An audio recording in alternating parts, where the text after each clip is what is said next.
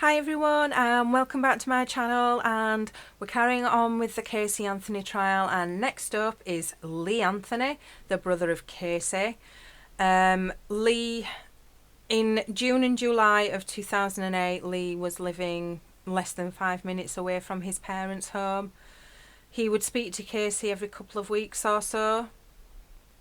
16th of June to the 3rd of July, Lee spoke to Casey through MySpace to say hey, and then numerous times in July. Beginning of July, he went to visit Cindy because he was asked to by Cindy. She just told him that she needed to see him. 3rd of July, Cindy made Lee aware that Casey and Kaylee had not been home, and Lee says he did not help Cindy set up the MySpace account. On the 3rd of July, Lee went onto MySpace to try and find out where Casey was. Eventually, via Facebook, he found out where she might be that evening. And it was downtown Orlando at a club called the Dragon Room.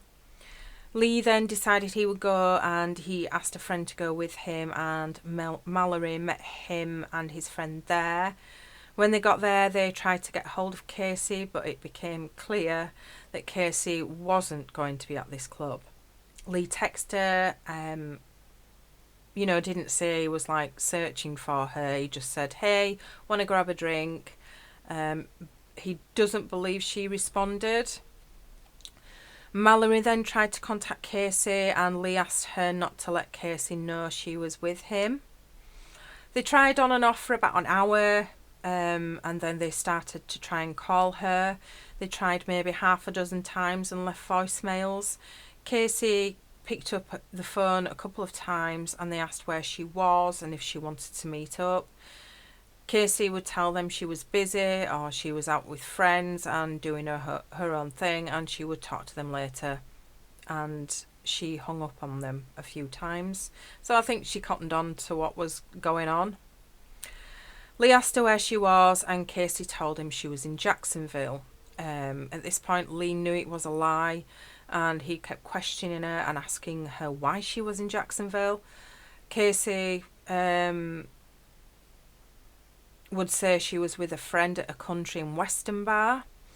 Lee did call her out on it and said, I know you're in town and you know you were going to the Dragon Room, and asked where she was.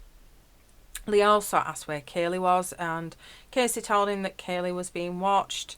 Lee didn't ask who was watching her. What's the bets? It was the nanny. Casey told Lee he was wrong about her not being in Jacksonville and maintained she was in Jacksonville. On ending the conversation, Lee told her she needed to speak to Cindy, and at that point, Casey hung up on him. He also told her that Cindy was worried about her and Kaylee. So at this point, Lee was now starting to get worried.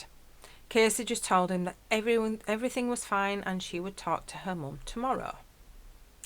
Lee tried to call her back but was unsuccessful. He didn't bother trying to look for her anymore. Although he did stay on that street he was on. He tried a few bars, didn't see her. They didn't look anywhere else, and they just left. Lee came to learn that Cindy and George hadn't seen Casey or Kaylee for a number of weeks, so even he didn't know the extent of it. So from the 3rd or 4th of July to the 15th of July, Lee didn't try to find Casey or Kaylee because Cindy had told him not to, so this made him think everything was okay. It was just a bit of family drama. On the 30th of July, Lee gave a deposition to the state. He was asked about Cindy's demeanour and behaviour. He is being asked because he doesn't remember, so the state want to refresh his memory. He says there's nothing in that deposition to say he said anything about her demeanour on the 3rd of July. So Lee next saw Casey on the 15th of July at his parents' house. George had called him and asked him to go. When he got there, no one was home. He went through the garage and saw Casey's car there, which was his old car. He noticed the smell and noticed all the windows and doors open. He says the smell was very strong and potent. He then went into the house. He was in the house for less than 5 minutes before Cindy and Casey arrived. He can't remember the first thing Casey said when she came in, so defence want to refresh his memory. Casey said that she didn't know why she bothered. It didn't seem like anyone was listening to her. He says Casey was combative and Cindy was equally so, if not more. When they got in, Casey went straight to her room, so Lee followed. He stood in the doorway while Cindy was in the room with Casey. They were continuing their discussion. They were talking about where Kaylee was, and Casey was saying she was with the nanny. Lee didn't know about the nanny. He didn't know she had been using a nanny. Casey said that Kaylee would be asleep and she didn't want to disturb her, and she said she could see her tomorrow. And at this point, Lee says it was always tomorrow. He says Casey and Cindy were arguing in Casey's room for a couple of minutes at a time. So Lee decided he would offer to go and get Kaylee. He even offered for his roommate to go and get her. And in his mind, there was no excuse as to why no one could go and get her. Casey seemed like she was coming round to the idea for the most part, but she said she didn't want to disturb her. Lee did ask Casey at one point why she wouldn't let them see Kaylee. He doesn't remember what she said. So the state brings up that Lee did a recorded interview with a detective. So, yeah, it's memory refresh time. So after reading that, he now remembers that he told detectives that Casey said, "Because I'm a spiteful bitch."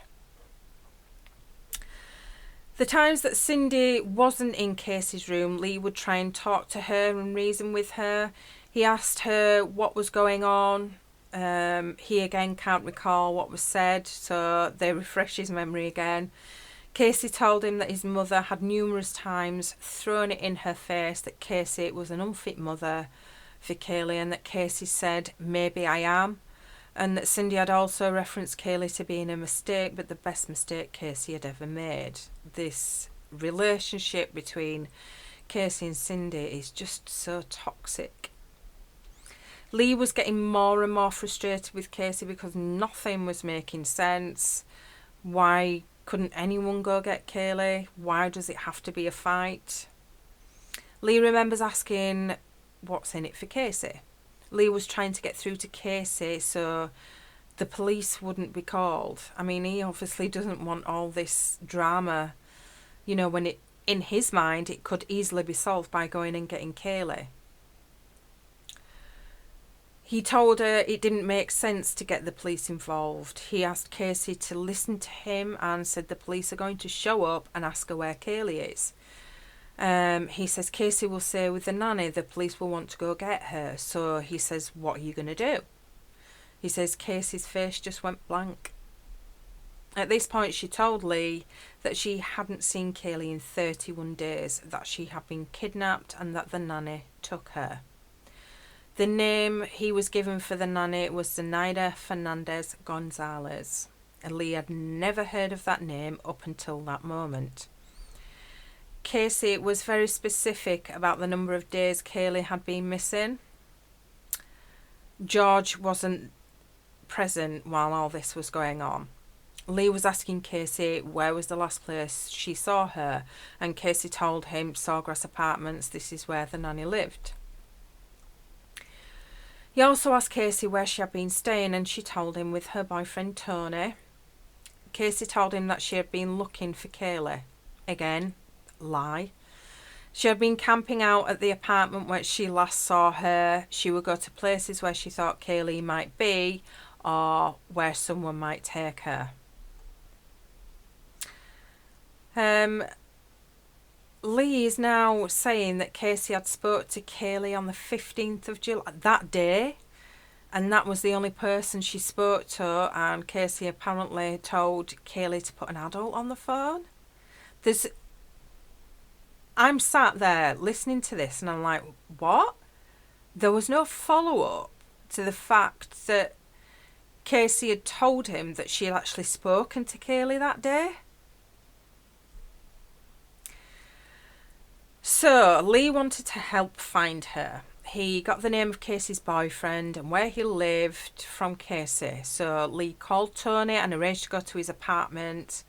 And he says it was late 15th or maybe early hours into the 16th of July. Lee did tell Tony what was going on, and Lee collected some of Casey's belongings, a laptop, duffel bag of clothes, a backpack and another bag full of knickknacks. The laptop was on when he got it and it had a blue screen, which he thought something was wrong with it, like a virus. He attempted to reboot it, but the same thing happened again, so he just turned it off and took it with him. Now, Lee is shown evidence of receipts, which include movie ticket stubs, a copy of a note of Lee's. There are 19 receipts. They were in one of Casey's bags that he collected, and he noticed them within a few days after he had brought home Casey's stuff. Don't know what the relevance is of them. When the police arrived at the Anthony's home on the 15th, they went straight into Casey's room and began questioning her. Lee was in the next room and Georgia got home by this point. Lee spoke to Casey again that night in the garage. The car was still in there and it said it smelt bad. He asked Casey, he asked her more questions, and that's when she told him about the phone call with Kaylee. He asked her about Tony. This was before he'd been to his apartment. He then referenced how bad the car smelt. I'm still baffled over this bloody phone call. So the cross-examination on the 3rd of July, when Cindy called him about trying to find Casey, she made no mention about Kaylee.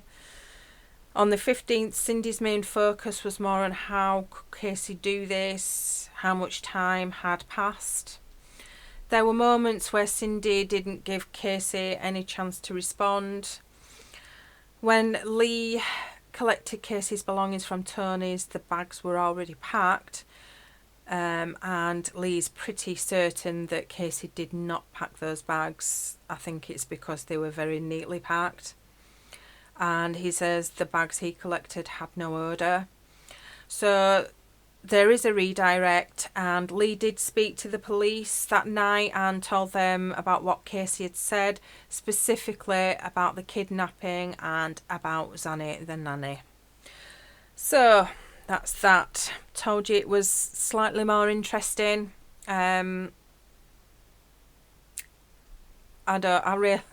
This case is so baffling, it's just insane. So I will be back with more witnesses. So until then, bye for now.